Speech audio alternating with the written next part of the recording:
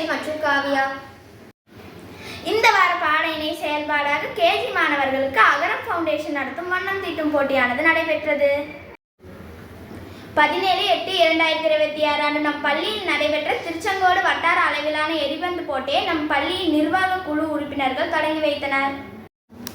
இதில் நம் பள்ளியைச் சேர்ந்த 14 வயது முதல் 19 வயதிற்கு உட்பட்ட மாணவர்கள் கலந்து கொண்டனர். 17 வயதுக்கு உட்பட்ட மாணவர்கள் 2ஆம் இடத்தை பெற்றனர்.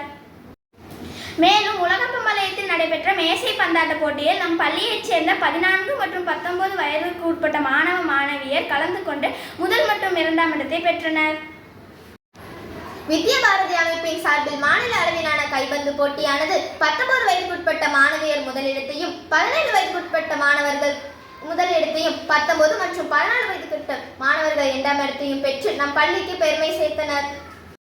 மேலும் கொங்குநாடு மெட்ரிக் மேல்நிலை பள்ளியில் நடைபெற்ற மாணவியர்களுக்கான எரிபந்து போட்டியானது 14 மற்றும் 19 வயதுக்குட்பட்ட மாணவர்கள் கலந்து கொண்டு 3 பிரிவுகளும் முதலிடத்தை பெற்று நம் பள்ளிக்கு பெருமை சேர்த்தனர்.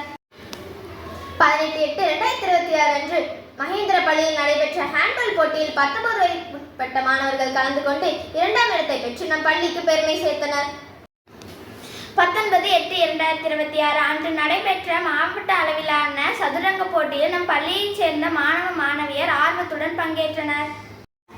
20/8/2026 அன்று நம் பள்ளியில் நடைபெற்ற வட்டார அளவிலான கூடைப்பந்தாட்ட போட்டியில் நம் பள்ளியைச் சேர்ந்த 14 வயதிற்கு உட்பட்ட மாணவர்களும் 17 மற்றும் 19 வயதிற்கு உட்பட்ட மாணவியர்களும் முதலிடத்தை பெற்றனர்.